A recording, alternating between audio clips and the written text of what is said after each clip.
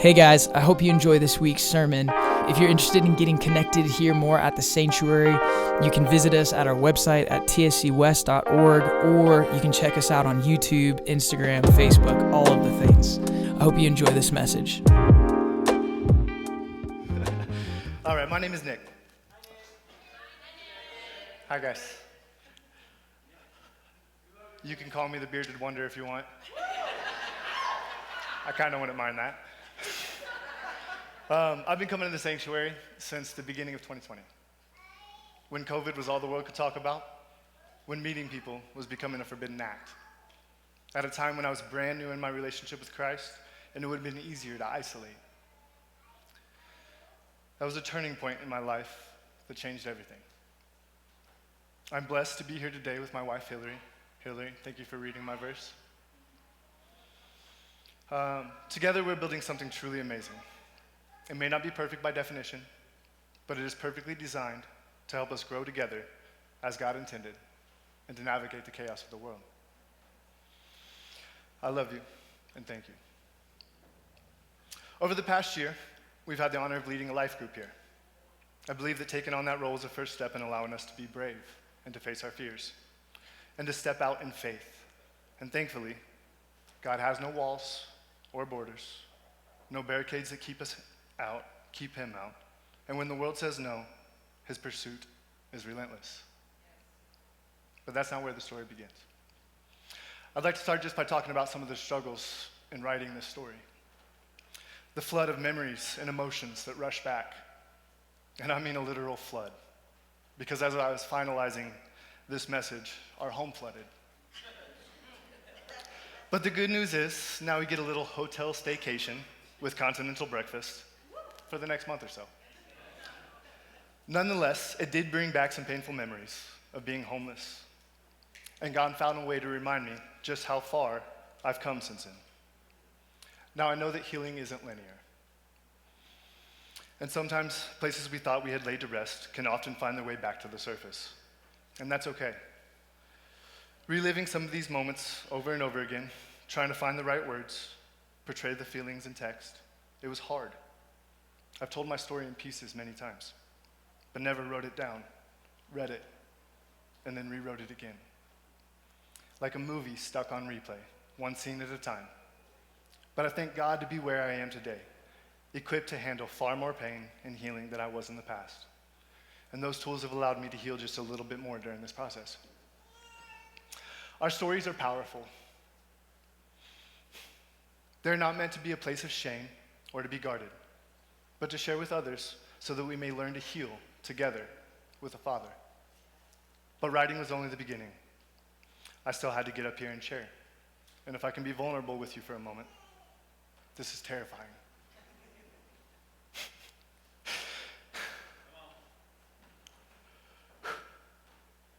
I've been loud and obnoxious, often with nothing important to say my whole life. But when it truly matters, I get shaky and nervous. And when I shared my fears with Derek, he said to me that maybe the fear is a good thing. It shows that you actually care about what's being said and the message you're intending to portray. And he followed it up by telling me that when his kids tell him that they're afraid to do something, that it's okay to just do it scared. So thank you, Derek. And here I am, doing it scared. Looking back on my childhood, I feel like I had a few defining moments that played a pivotal role in developing my identity. When my parents first divorced, I was about 6 years old. Any sense of stability I had was shattered. We bounced around from home to home, town to town, and school to school. So much so that my most prominent memory of second grade was that I attended 7 separate schools. My owner's manual, as Dr. E would put it, was quickly being rewritten to prioritize seclusion, to not get close to people, because inevitably they would leave me, or I would have to leave them. Years later, I was excelling in school. Finishing up the last semester of 5th grade, I was wildly active, constantly seeking relationship and attention from others, and forever trying to fill a void in my life that I wouldn't fully understand until years later. But I had been accepted into the gifted program, thanks to scoring in a very high percentile on state tests. And suddenly, there was a new fire burning inside of me. I finally felt like I had value. I may not have been rich, I wasn't the funny kid in class, and I felt I had nothing to offer. But now, I was smart. Teachers, adults, my mom, and other kids finally noticed me for something other than being disruptive.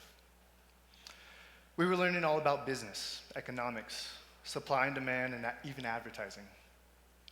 I was consuming knowledge and information at an amazing rate and learning to apply it in real-world situations.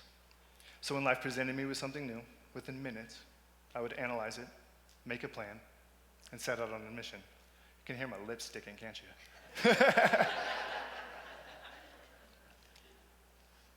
Thank you, Derek. One day when I was 12 years old, I wanted to make friends. There were some older boys in my neighborhood, the degenerates of my small town, if you will. So to try to get them to accept me, I stole the tin hidden in my mother's closet. It was full of weed and smoking paraphernalia. And I presented it to the guys as an offering, a way to be accepted and included. And it worked. And I smoked weed for the first time. Eventually, I was caught and confronted by my mom. She told me if I had just taken a little bit, she may have never noticed. But I took the whole box. In that moment, I felt like she didn't care about me, about my choices, or that I had done something bad. She only cared about what I took away from her.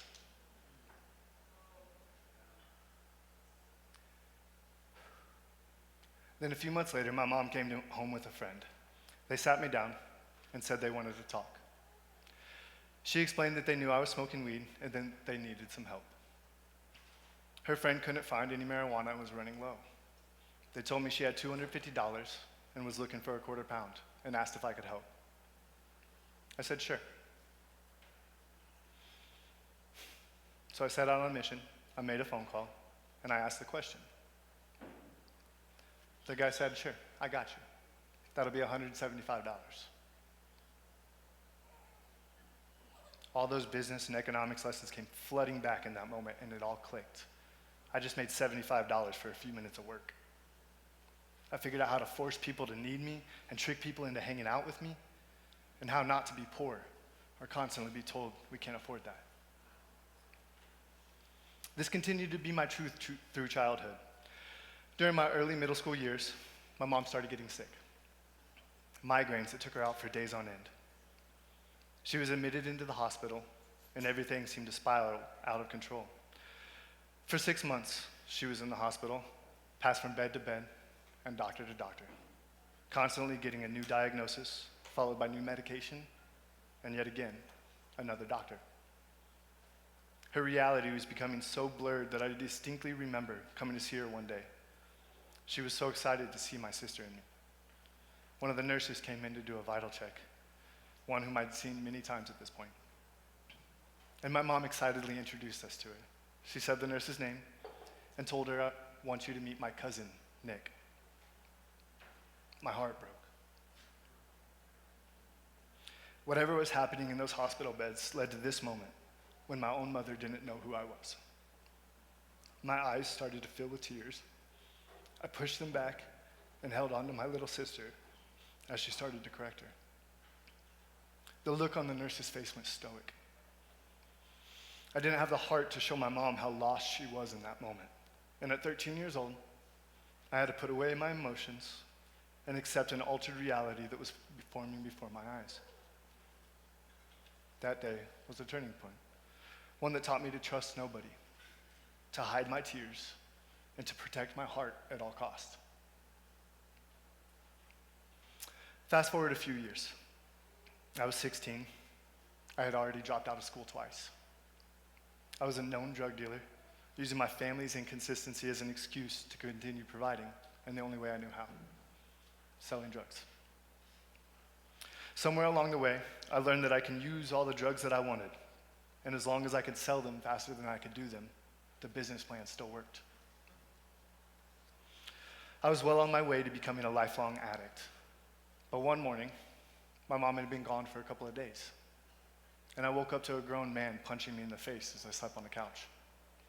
He told me that my mother had sent him there to kick me out or kick my ass. And he chose to kick my ass first. As things escalated, I was arrested. A family court hearing was set for a month later, and then I was released back to the same man via recommendation from my mom. He had my things packed and dropped me off 3 towns over. After a brief time homeless and couch surfing, I ended up staying with a friend and his family. They were good people with good intentions, providing me with a stable home, a fridge full of food, my basic needs and wants being met,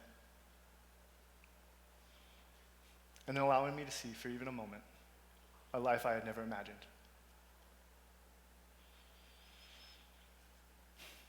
They even helped me to get enrolled back in school. But then the court date came. And honestly, I can't remember much of anything from that day. I don't know what I wore. I can't recall any of the faces in the room. I don't even remember telling my side of the story. But one thing I do remember was the moment my mom looked right at the judge and with sadness in her voice told the judge that she didn't want me. Everything else went dark. Now, I don't hold this against her anymore.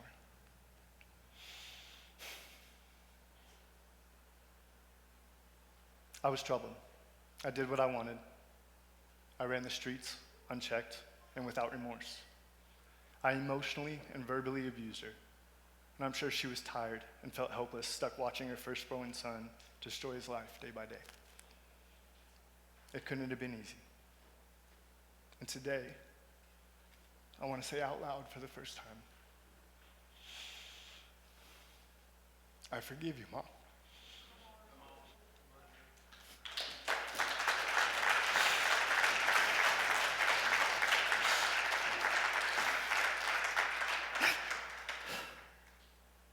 But the moment she said those words, I became an orphan. And I was labeled a ward of the state. I was sentenced to juvie until further accommodations could be made. After a couple months in jail, I was sent to a court-sponsored boys' home. During this time, the family that had taken me in was fighting to get me out, showing up to every court date, providing me with all the things I needed, and asking to take responsibility for me. But I felt so undeserving of the effort that they were putting in, probably due to the fact that during this time, I hadn't heard from my own mother or father at all. And if my own family didn't want me, how could anyone else? Once again, I confirmed that everyone in my life would eventually leave. Anyone who saw the real me could never love me, and that I would never be good enough. My core values had been written, and the lies I had been telling myself became permanent. Now, we're constantly writing our stories, adjusting our values and beliefs. I know that I had a lot of good moments and memories in my youth, but the darkness within has a way of overshadowing all the light we carry and turning it into shame. And the sad truth is that when we allow ourselves to be consumed by our shame, we start to lose the ability or even the will to alter our path. That shame would be on full display every time I gave into my addictions. And I was addicted to a lot. Drugs, guns, sex, fights, money, power, chaos. For 15 years, every time I used, any desire I ever had to be better was replaced by the thought of not being worthy of love or even friendship, and not deserving of happiness or comfort. I knew that I was rotten to my core and that I would never be good enough. So I dove further into the things that hurt me and in turn hurt those that cared about me.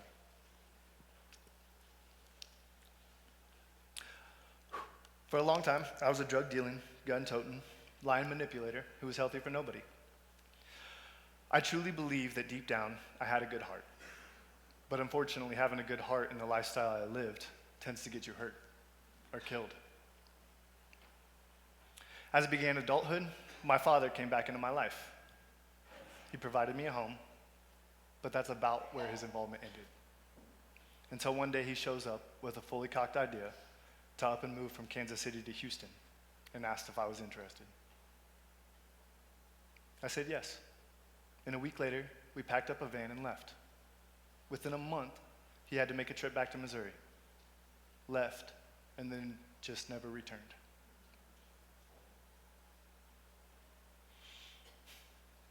I felt I was abandoned again. But this time I was a man. So it was time to put my big boy pants on and figure it out. Within a few months, I had a decent job, a place to stay, and a fairly good life being built. But I had never been taught how to manage something like that before. And I quickly went back to my old ways. Selling drugs, partying, searching for the next high, going bigger and faster than ever before.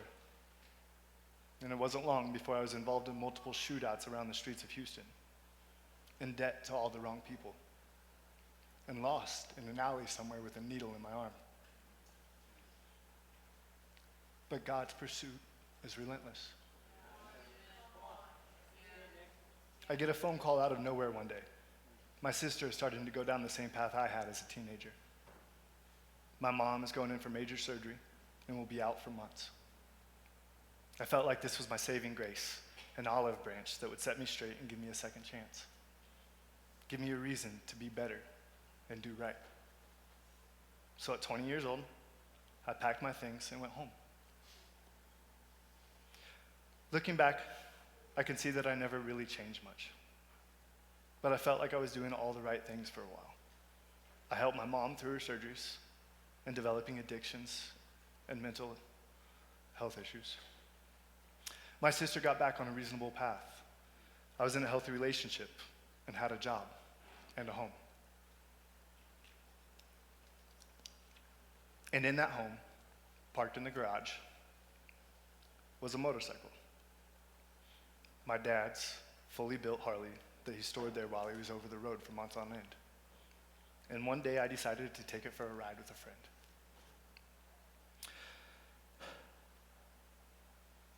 But just cruising wasn't my style. 2-lane, winding roads, grabbing gears and racing through the night. I lost control at about 110 miles an hour. I hopped a ditch and hit a telephone pole. By all accounts, I should have died that night. But by some miracle, I literally walked away from it. Albeit with a shattered elbow, a cracked sternum, and needing a few stitches. I called my dad and I told him what I had done while I was on the way to the hospital. And his reply, go get my bike off the road. I was in the hospital for a few days, and for the first time in my life, the thought crept in that maybe I'm here for a purpose. And that purpose, whatever it may be, is not done yet. The seed was planted once again, and God's pursuit is relentless. But I'm stubborn, and I like to take the long road, I guess. So after a couple of surgeries, a fair amount of metal holding my body together, and a lot of painkillers, I was back on my feet with a fierce new round of addictions. Except this time, it wasn't just me that was going to suffer from it. As I introduced my girlfriend at the time to a world she had never even considered, together we blasted off into the sunset, leaving no drug-filled table unturned. In one of my darkest moments, I sat down with some people and the question got asked, how many times do you think you've put a needle in your arm?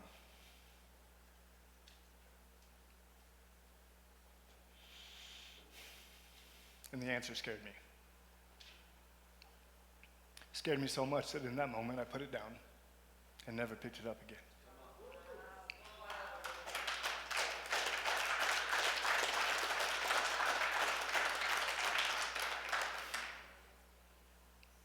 But the cycle continued, and I lost everything. I became estranged from my family and friends once again. I needed a change, so I hung a map on a wall and threw a knife. They landed in Colorado Springs. So the next day I was on a bus. I started over once again, homeless, cold, and eager to do things differently this time. Within 2 years, I went from homeless and sleeping in a park to a respected business owner. I had more money than I knew what to do with, or so I thought. Old habits die hard with me. But I was doing well and I wanted to fix things with my family. So Christmas of 2017, I went home and surprised my mom. I knocked on the door one evening and she answered with a gasp. Not because she was surprised to see me, but because at first glance, she thought I was my father. In that moment, I started to realize just how far her health had fallen. But we spent a week together, laughing and reminiscing. It was the healthiest time together that we had ever had. And when it was time to go, we hugged for a long time, told each other I love you, and I went on my way. 2 weeks later, she passed away.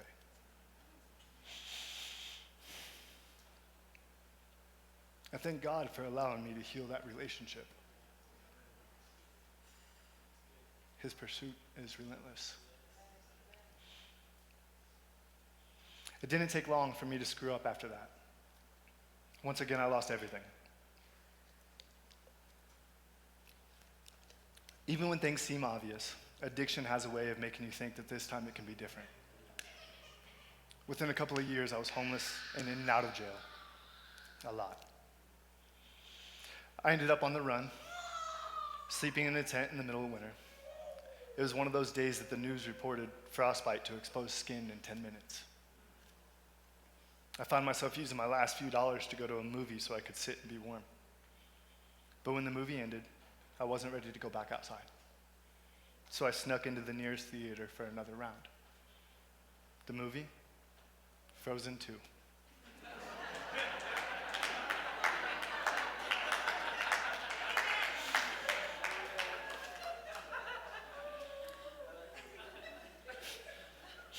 In the movie, Princess Anna is struggling with grief and the feeling of loneliness, and she begins to sing, as they tend to do in these movies.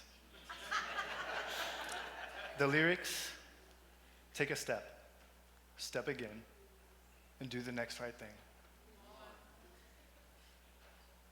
I broke down in tears,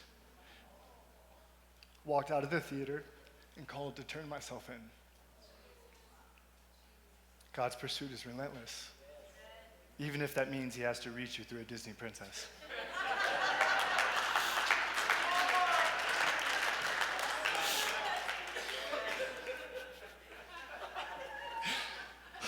Amen. After I got out of jail, I truly prayed for the first time. I asked for help, for relationship with him, for healing and love in my life, and for family. The next morning, someone told me about the New Life Recovery Program at the Springs Rescue Mission. A year-long, faith-based rehab. I felt God was asking me for a year of my time now, and that he would give me an eternity in return. So I filled out the application and did my entrance interview, but I was denied. The reason? I had rated my lack of control over my addiction at a 4 out of 5 instead of a 5 out of 5. I walked out, and for the rest of the day, I was distraught. I finally worked up the courage to go back and plead my case again. I told the counselor that we all wear the face of desperation differently. I was clinging to any sense of independence that remained, and that admitting I had lost all control and needed help was the hardest thing I had ever done. I had truly come to the end of myself. But God's pursuit is relentless. A few days later, I was accepted into the program, an all-men's program, on Valentine's Day.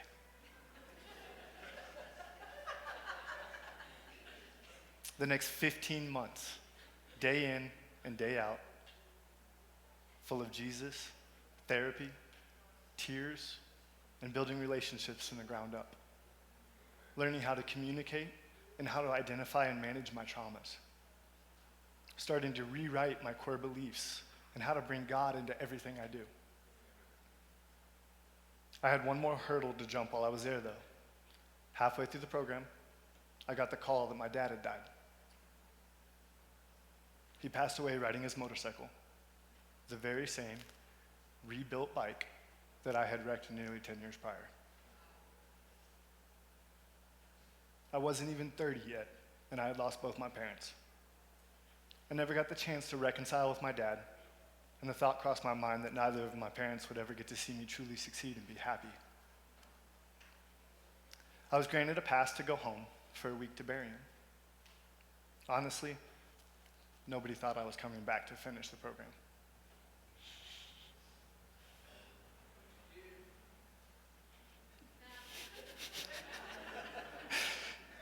God allowed me time to mourn, and when that time was up, he said to me, "Now we can finally start living your life."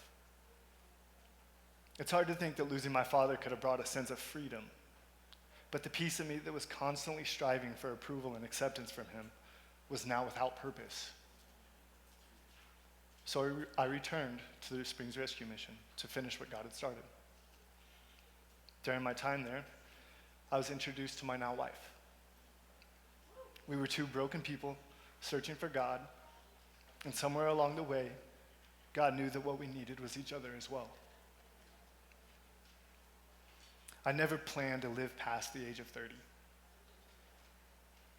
And now I look back and realize that the person who lived those first 30 years didn't survive.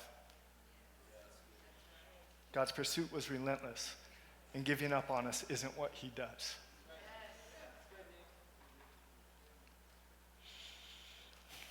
About 2 years into me being clean, Tyler had asked me to share a meal with him one day. He had been aware of my journey since I first stepped foot in the sanctuary. We were eating pizza and just talking about life together. I had all these big, extravagant plans that I was sharing with him. How I wanted to buy a house and start a business again, own real estate, and maybe move out of Colorado to someplace cheaper. Suddenly, I completely froze. I went speechless, and tears started to well up in my eyes. For the first time, I actually heard the voice of God. It was the most surreal and humbling moment that I've ever experienced. He said to me, "If I have brought you this far, why do you think you can do the rest on your own?" He was right. I was making plans for myself and not including him. All I could say was, "Thank you, Father." One Sunday, I was standing in this very room, having a moment where I was processing the loss of my dad after the fact. I was silently crying as the worship was playing. In my mind, I got this image of an angel coming to me, opening their wings and wrapping me up to comfort me. And as this image is playing, I get a tap on the shoulder. And a stranger told me that God told him that I needed a hug.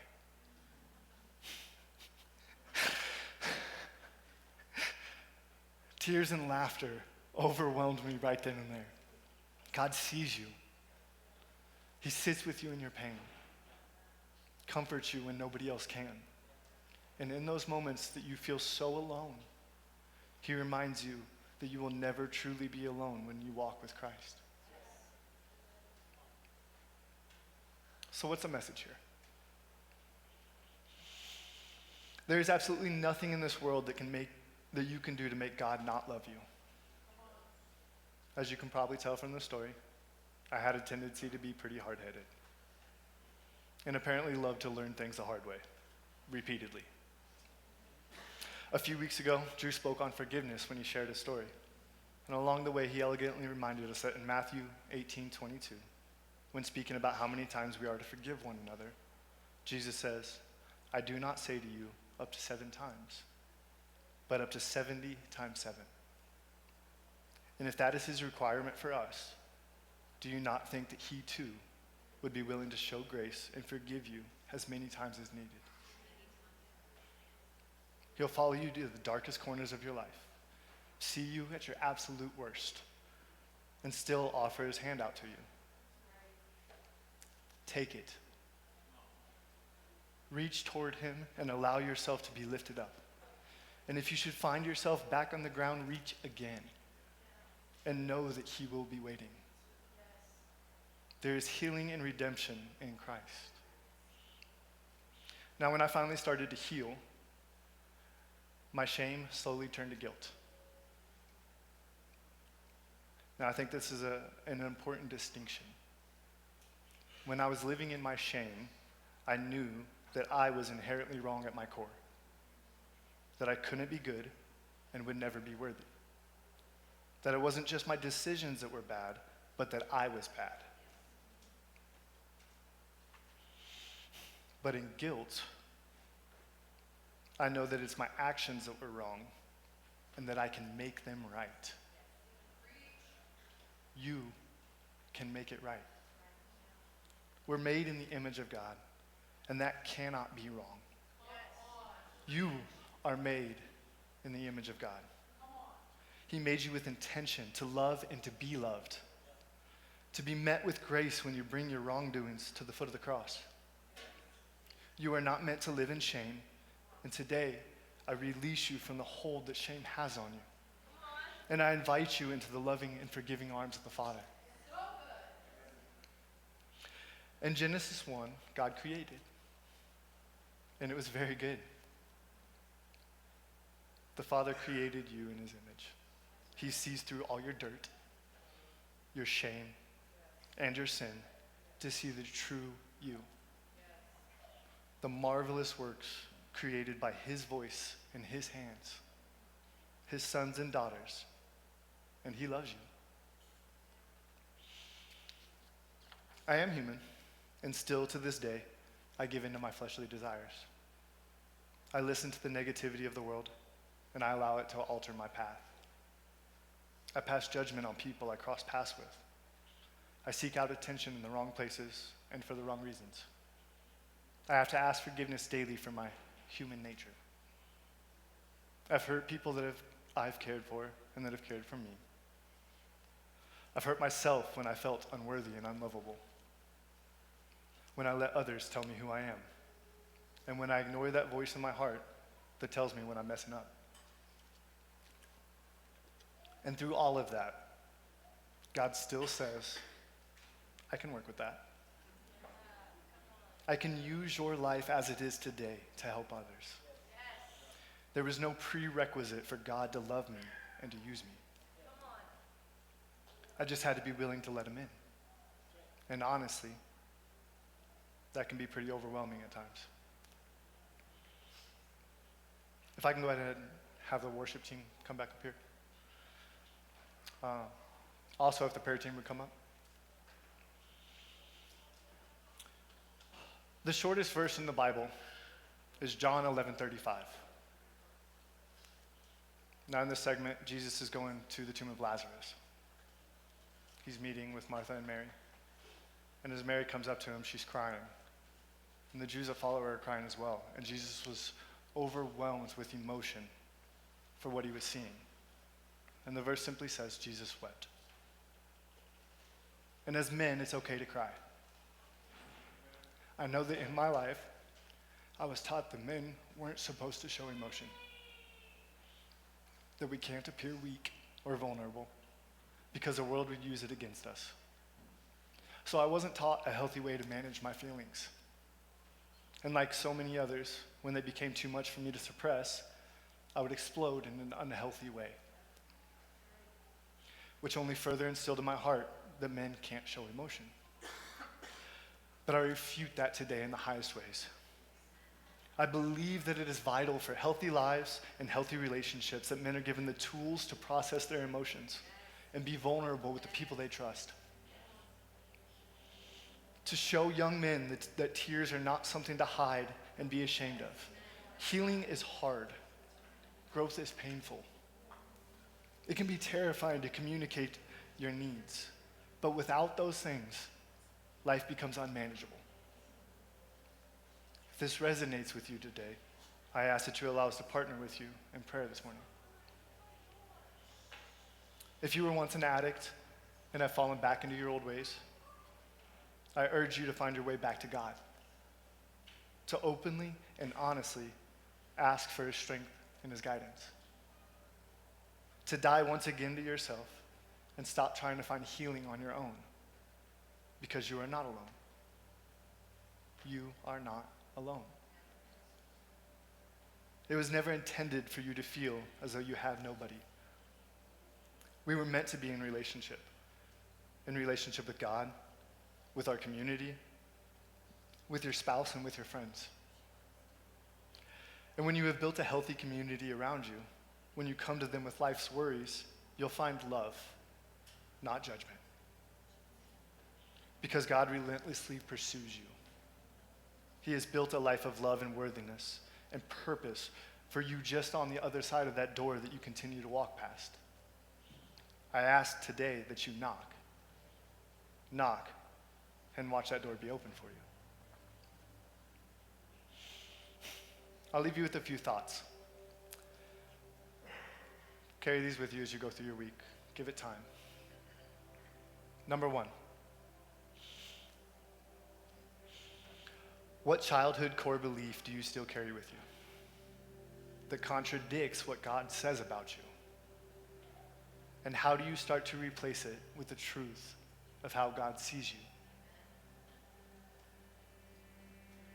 I ask that you dig deep, that you pray relentlessly, and ask God for help to heal those wounds from so long ago.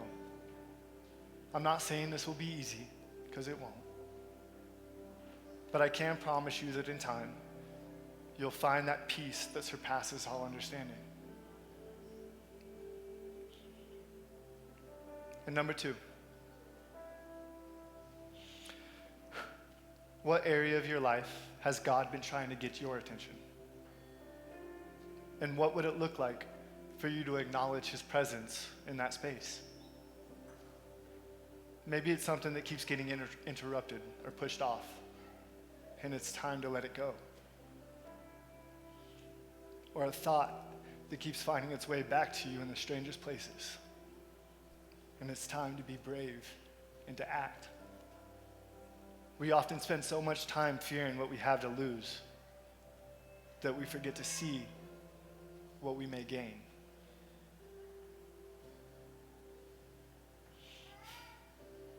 I love you guys. Thank you for allowing me to be up here today.